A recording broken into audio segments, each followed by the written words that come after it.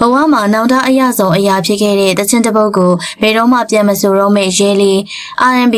ဂီတလောကတွေမှာရဲလေးကအိမ်ဆိုတဲ့တခြင်းနဲ့အတူအောင်မြင်လာခဲ့ရပါညနေ6 နာရီဆိုရင်အိမ်ပြန်လာဖို့အဖေကိုတန်းတာထားတဲ့ဒီတခြင်းလေးကအဲ့ဒီခေတ်ကလူငယ်တွေကြားမှာအရန်အောင်မြင်ခဲ့ပါတယ်ဒီတခြင်းကပဲသူ့ကိုဂီတလောကမှာနေရတနေရအခိုင်အမာရစေခဲ့ရပါ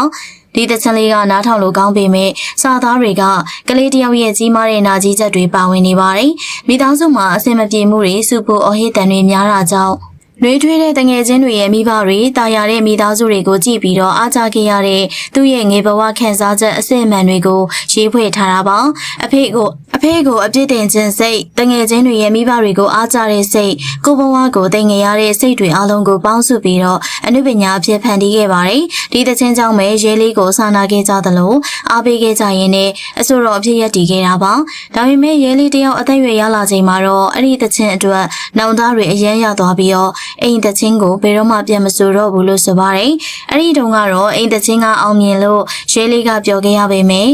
တစ်ဖက်မှာတော့အဖေကအားငယ်ပြီးတော့စိတ်မကောင်းဖြစ်နေခဲ့မှာကိုထည့်မတွေးမိခဲ့ပါဘူးအဖေအကြောင်းကိုအလုံးသိအောင်ဖွင့်ချမိခဲ့ပြီးတော့ဒီတခြင်းကိုစင်ပေါ်မှာဆိုရတိုင်းသူ့ရဲ့ရင်ထဲမှာဖခင်အပေါ်အားနာတဲ့စိတ်လိပ်ပြမလုံတဲ့စိတ်တွေနဲ့နောင်တရနေခဲ့ပါတယ်အိမ်ဆိုတဲ့တခြင်းဟာရဲလေးကိုဘဝမှာအောင်မြင်မှုပေးခဲ့ပေမဲ့သားတစ်ယောက်နေနဲ့တော့တသက်လုံးမေးဖြတ်လို့မရနိုင်တဲ့နောင်တတွေဖြစ်စေခဲ့ရပါရဲလေးနဲ့အဖြစ်ချင်းတူရင်ခေါ်မှမှာပြောပြခဲ့ပါအောင်ရှင်